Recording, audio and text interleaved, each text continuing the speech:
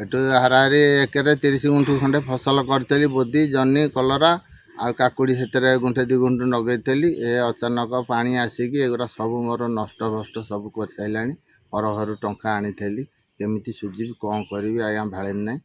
ଆଉ କାଲି ସନ୍ଧ୍ୟା ସୁଦ୍ଧା ଭିତରେ ଗରା ଗୋଟାଏ ଥିଲା, ଆଣିବାକୁ ଯାଉଥିଲି, ସାପ ଗୋଡ଼େଇଲାଠୁ ହେଇଛି ପଇଲି ଯେ ମୋ ହାତ ଭାଙ୍ଗିଛି।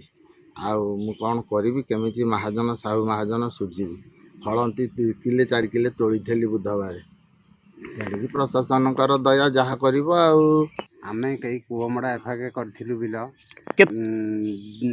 30 ଗୁଣ୍ଠୁ କରିଥିଲୁ। କ'ଣ କ'ଣ କରିଥିଲେ? ବୋଦି, ଜହ୍ନି, କଲରା, କାକୁଡ଼ି। ଆଚ୍ଛା, ସବୁ ପାଣି ପଶିକି ସବୁ ଧୋଇଗଲା। କୋଉ ନଦୀ ପାଣି, ମହାନଦୀ ବଢ଼ିଲା, ଆମ ବିଲରେ ସବୁ ପଶିକିରି ଆମର ସବୁ ନଷ୍ଟଭଷ୍ଟ ହୋଇଗଲା। କ'ଣ ଆମେ ଚାହିଁବୁ, ଯାହା ପ୍ରଶାସନ ଯାହା ଆମକୁ ଗୋଟାଏ କ'ଣ କରି ଦେବେ। ଆମର 70,000 80,000 ଟଙ୍କା ଖର୍ଚ୍ଚ ହେଇଛି।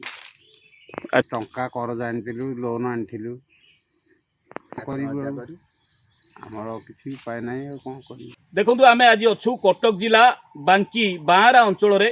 এই যে বাঁরা অঞ্চলের দেখুন গত লগাণ বর্ষা প্রভাবে মহানদী বন্যা আসিছি। এই মহানদী বন্যা পানি এই যে চাষী মানে মো পাখে ছিড়া হয়েছেন, সে চাষী মানকর একর একর চাষ জমি আজ্ঞা নষ্ট হয়ে যাই। ବୋଦି, ଜହ୍ନି, କାକୁଡ଼ି ପ୍ରତ୍ୟେକ ଜିନିଷ ପାଣି ପଶି ଏ ମହାନଦୀ ପାଣି ପଶି ଏବେ ସମ୍ପୂର୍ଣ୍ଣ ନଷ୍ଟ ହୋଇଯାଇଛି। ଏବେ ଚାଷୀ ସେମାନେ ପର ଘରୁ ଧାର କରଜ କରି ଆଣିଥିଲେ ଏବଂ ତାଙ୍କର କିଭଳି ଭରଣ ପୋଷଣ ହେବ ଏବେ ମୁଣ୍ଡରେ ହାତ ଦେଇ ଚାଷୀ ବସିଛନ୍ତି। ଏଇ ମହାନଦୀ ପାଣି ସବୁ ଆଜ୍ଞା ସାରିଦେଲା। ଏବେ ସେମାନେ ତାଙ୍କଠୁ ଆମେ ପ୍ରତିକ୍ରିୟା ରଖିଥିଲୁ ଯେ ସେମାନେ କହୁଛନ୍ତି ଆମେ ବିଚାର କରିବୁ ବୋଲି। ତାଙ୍କୁ ବୁଝାସୁଝା କରାଯାଇଛି। ଏଇ ଯେଉଁ ଚାଷୀ ଅଛନ୍ତି, ଏଇ ଚାଷୀମାନଙ୍କର ଏଭଳି ଦୁଃଖ ଦୁର୍ଦ୍ଦଶା ଏଇ ବନ୍ୟା ପାଣି ସବୁ କ୍ଷୟକ୍ଷତି କରିଛି। ପର ଘରୁ ଯେଉଁ ଧାର କରଜ କରି ଆଣିଥିଲେ ଏବେ ତାଙ୍କର ସେମାନେ କ'ଣ କହୁଛନ୍ତି, ଆମ ପିଲାଛୁଆ କେମିତି ଖାଇବେ, କେମିତି ରହିବେ, କ'ଣ କରିବେ? ଦେଖନ୍ତୁ ଆଜ୍ଞା, ଗ୍ରାଉଣ୍ଡ ଜିରୋରୁ ଆମେ ରହିଛୁ, ଆପଣଙ୍କୁ ଭିଜୁଆଲ୍ ଦେଖାଉଛୁ।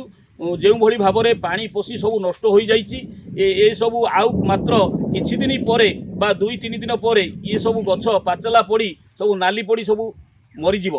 ତେଣୁ ଚାଷୀମାନଙ୍କର ଦୁଃଖ ଦୁର୍ଦ୍ଦଶା କହିଲେ ନ ସରେ। କଟକ ଜିଲ୍ଲା ବାଙ୍କି ବାଆଁରା ଅଞ୍ଚଳରୁ ମନୋଜ ପାତ୍ରଙ୍କ ରିପୋର୍ଟ, ଓଡ଼ିଶା ଭାସ୍କର।